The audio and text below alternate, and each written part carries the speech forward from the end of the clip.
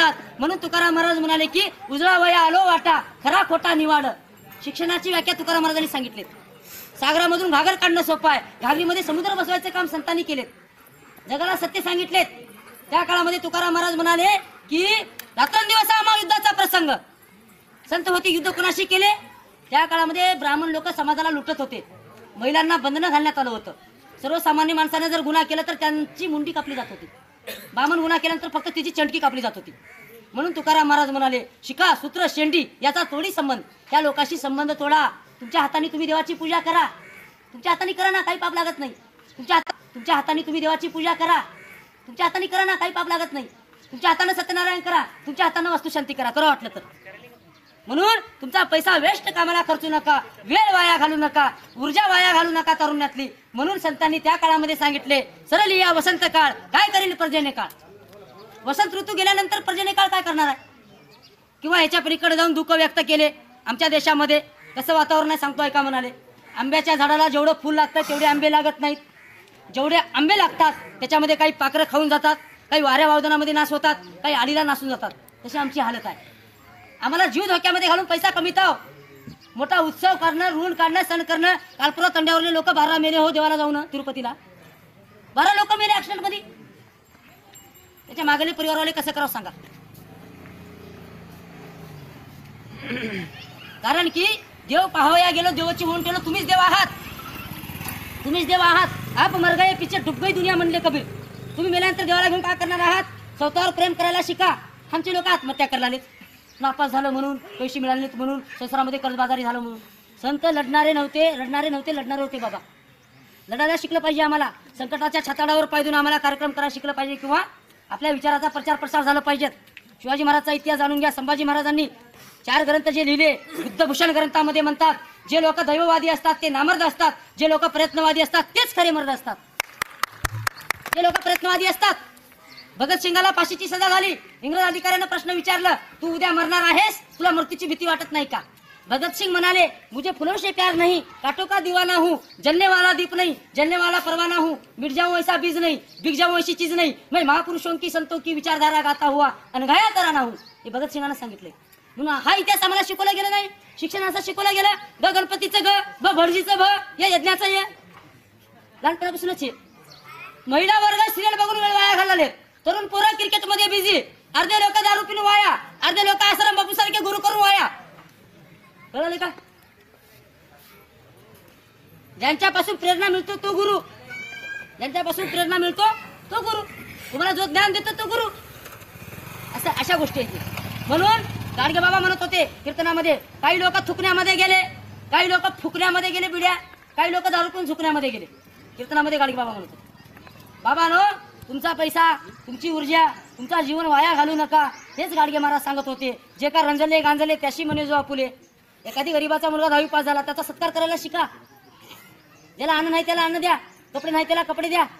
हे गाडगे महाराज सांगत होते. आणि ऋण काढून सण करू नका. हे संतांनी सांगितले. जे का रंजले गांजले त्याशी म्हणे जो आपुले. त्या काळामध्ये तुकाराम महाराजांनी भोंदू लोकांवर वार केलेत. आज महाराज लोकांची प्रॉपर्टी किती आहे सांगू का? तिकडे औषेकर म्हणून आहे, गैनाथ महाराज औषेकर. 700 एकर जमिनीचे ते मालक आहेत, खरबूर रुपयाचे मालक झालेत. हे पैसा त्यांनी मेहनत करून कमिले नाहीत लोकांकडूनच तुमच्यासारख्या. आम्ही जातो महाराजाला देतो, मंदिरामध्ये टाकतो, लेकरांना शिक्षण शिकिनाव, शुद्ध पाणी पिनाव, चांगले कपडे घालणार. हा, आणि जे काही करेल ते देव करेल म्हणतात म्हातारपणी. जिंदगीभर आपण करतात, म्हातारपणी म्हणतात देव करेल. जे लोक शिकले त्यांना नोकरी लागली, तुमच्या नशिबामध्ये नव्हतं का सांगा? मावशी लेकीला कावर शाळा शिकलीस म्हणलं तर तिच्या नशिबामध्ये तेवढंच आहे तेव का? कशाचं नशीब लावलं? तुझं आहे तुझं पाशी, तरी तू जागा चुकल अशी. तुका म्हणे लाभ होय तो व्यापार, करा काही फार शिकवावे. तुम्ही शेतकरी आहात, तुम्ही सर्वसामान्य माणसं आहात आणि तुम्हाला काय म्हणलेलं होता येऊ शकतं, काय म्हणलेलं होता येऊ शकतं.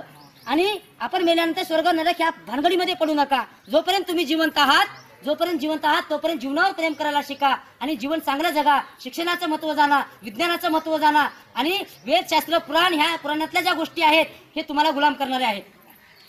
पुराणामध्ये काय सांगतात? हे गरीब ब्राह्मण, हे गरीब ब्राह्मण. अरे बाबा, ब्राह्मण कोणती मारवाडी हे कधी गरीब राहत नाहीत. ब्राह्मण कोणती मारवाडी कधी बघला का उसाला गेलेलं? कधी हॉटेलमध्ये काम केलेलं बघितलं का? कथेमध्ये असते हे गरीब मारवाडी, हे गरीब ब्राह्मण. लिहिणारे लोक ते ध्यान ठेवा. आणि अजून चालू आहे सिरियलच्या माध्यमातून. स्वप्नाच्या पलीकडे सिरियल काय? तू माझा सांगा ते सिरियल दाखवलं, त्याच्यामध्ये तुकाराम महाराजांना रडणारे दाखवले.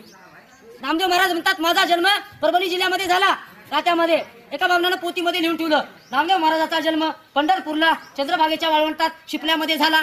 असल्या कर्मकांड माती मारण्यात आल्या आपल्या. खरं कळू दिलं गेलेलं नाही. म्हणून खरं काय खोटं काय याची समीक्षा झालं पाहिजे, म्हणून हे प्रबोधन आजचं होतं. म्हणून जे काही महापुरुष झाले, तुमच्या आमच्यासाठी संघर्ष केले, त्यांचा संसार संपवले, त्या महापुरुषांचं चिंतन तुम्ही कराल अशी अपेक्षा या ठिकाणी मी व्यक्त करतो. आणि ज्या महापुरुषानं आम्हाला असं सांगण्यात आलं की बाबा बाबासाहेबांना तुमच्यासाठी काय केली म्हणून एक डोक्यामध्ये आमच्या घालण्यात आलेला आहे. छत्रपती शिवाजी महाराजांचा अपमान झाला होता, बाबासाहेबांनी मनुस्मृती जाळून बदला घेतले. बाबासाहेबांनी मनुस्मृती जाळून बदला घेतले. शूद्रपूर्वी कोण होते हा ग्रंथ बाबासाहेबांनी शिवाजी महाराजांना अर्पण केले. आणि बाबासाहेबांना देखील तुकारामाचा वारकरी म्हणतात, फुलेचा शिक्षणकरी, राजर्षी शाहू महाराजांचा वारसदार आणि तुकारामाचा वारकरी म्हणतात. 1925 ला मुकनायक वरपत्र चालू केल्यानंतर बाबासाहेबांनी कासया धरून मी भिड, निशंक हे तोंड वाजविले, येथे नाही मुक्याची जाण आणि सार्थक नाही हित लाजून. काही लोक म्हणले आता ब्राह्मण सुधारलेत, आता तेवढं काय राहिलं नाही. तुकाराम महाराज म्हणाले शेतामध्ये पीक बी आहे तण बी आहे, दोन्ही बी पीक आहे म्हणून राहू देऊन सोडल्या जमते का, तणाला बाजूला काढावं लागते. फुले म्हणाले त्या काळामध्ये, फुले म्हणाले या देशामधील समस्या फक्त ब्राह्मणवाद आणि श्रमणवाद.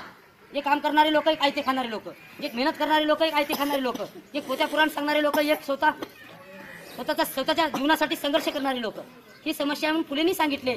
आणि हेच दिनकर जवळकर पाटलांनी देशाचे दुश्मन नावाचा ग्रंथ लिहिलेत, वाचून बघा. सिंधू घाटी सभ्यता का वाचून बघा तुम्ही, वाचल्याशिवाय आम्हाला कळत नाही. ज्ञानेश्वरी बी तुम्ही वाचा बाबा, आणि तुकाराम गाथा बी वाचलं पाहिजे. सप्त्यामध्ये तुकाराम गाथेचंही पारायण केलं पाहिजे आम्हाला. कारण ज्या महापुरुषाने स्वतःचा संसार सपून, तुकाराम महाराज म्हणाले आज्या मेला पंजा मेला बाप मसना गेला, देखत देखत नातू पंतू तोही तैसा मेला. साप चावलं तर माणूस एकटा मरतो, तरी मनुवादाचं ब्राह्मणाचं विष एवढं झरी आहे. आमच्या 3 पिढ्या घरात झाल्या, 3 पिढ्या आमच्या घरात झाल्या ना. हे तुकाराम महाराजांनी सांगितले. लाकडाच्या अभंगात म्हणाले येथे अवघी वाया गेली दिसती सायासे. ऐका, आज तुम्ही ऐकायला लावता, काही गावामध्ये ऐकायची देखील मानसिकता नाही, लोकांजवळ वेळच नाही. 4 गोष्टी असल्या तर मोबाईल चालतंय, चार्जिंग पाहिजेत, नंबर पाहिजेत, टावर पाहिजेत, बॅलन्स पाहिजेत. आम्ही महापुरुषानंतर जन्माला आलो, महापुरुषांच्या पुस्तका वाचा, कुठेही गेल्यानंतर 4 पुस्तक्या घेऊन या, वाचन करून तुमच्या येणाऱ्या पिढीला चांगलं घडवा आणि घडवाल. समर्थ राष्ट्र निर्माण करण्याकरिता, सक्षम भारत निर्माण करण्याकरिता ह्या विचाराची गरज आहे. म्हणून कबीर देखील म्हणाले घुमती चक्की देख कर देख कबीरा रोया, दो पाटण की बीच में साबित बचानो कोय. या देशामध्ये भांडवलदार वर्गानी आणि शासनकर्ती वर्गानी आम्हा तुम्हाला भरलून काढलेला आहे. एवढं लुटलं की आमच्यापाशी काही राहिलेलं नाही. म्हणून कबीर म्हणाले की कमाल म्हणाला कमाल कहे कबीर को दिल का पाक होय, जो दाना गिल पकडे वो साबूत बस जाय. येणाऱ्या काळामध्ये बुद्ध, कबीर, फुले, शिवराय, आंबेडकर, तुकाराम, नामदेव, चोखामेळा, कबीर, रैदास, गाडगे महाराज, तुकडोजी महाराज यांच्या साहित्याचं जर तुम्ही वाचन केलं तर तुम्हाला जीवन कळल. जर ज्यांनी साहित्य वाचलं नाही, ज्यांना कळालं नाही, ते मात्र अज्ञानामध्ये जीवन जगतील, हे संतांनी सांगितलेत. आणि एवढ्या या ठिकाणी बोलतो. तुकाराम महाराज अभंगाच्या शेवटच्या चरणात म्हणाले, काय म्हणाले, तुका म्हणे पुढे आम्हा कामान ये ग बाळ उजळाव यालो वाटा. आम्ही तुम्हाला खरं सांगण्याकरिता, चांगल्या वाटा दाखवण्याकरिता आलो आहोत असं संत म्हणाले. एवढं या ठिकाणी बोलतो आणि मी माझ्या वाणीला पूर्ण विराम देतो. हे कार्यक्रम करत असताना समाजाकडून 10-5 रुपये, 50-100 रुपये जे काही मिळाले ते घेऊन शाळेवर, कॉलेजवर मी मार्गदर्शन करतो, प्रबोधन करतो समाजाकडून समाजाकरिता. मी माझ्या पदरचे पैसे घालू शकत नाही, एवढा मी मोठा पण नाही आहे. मला फक्त मी वाचन करतो, निरंतर 6 घंटे वाचन करतो. भरपूर साहित्य माझ्याकडे घरी आहे, वाचन करून समाजाला प्रबोधन करायचं काम करतो. शिवाजी महाराजच्या जयंतीला पश्चिम महाराष्ट्रामध्ये राहतो. गेल्या वर्षी लातूर जिल्ह्यामध्ये होतो, आमदा परभणी जिल्ह्यामध्ये आलो. कीर्तन वगैरे करतो, मी गायन करतो. येणाऱ्या काळामध्ये कधीतरी एकादशीला कीर्तन ठेवा, चांगलं कीर्तन देखील करीन, ही गॅरंटी तुम्हाला देतो. मात्र जात असताना तुमच्यानं घडलं तेवढं मला, अहो एखादी गोसाई लोक आले तर दाळदाणे हाणून देतात तिकडं. गोसाई लोक आले तर नेतात का नाही? गोसाई लोक आल्यानंतर मी तर महाराज आहो, खरं सांगणारा महाराज आहो. तुमच्यानं होता होईल तेवढं तुम्ही मला मदत कराल आणि अशी अपेक्षा व्यक्त करतो. जय जिजाऊ, जय शिवराय, जय भारत, जय अहिल्या.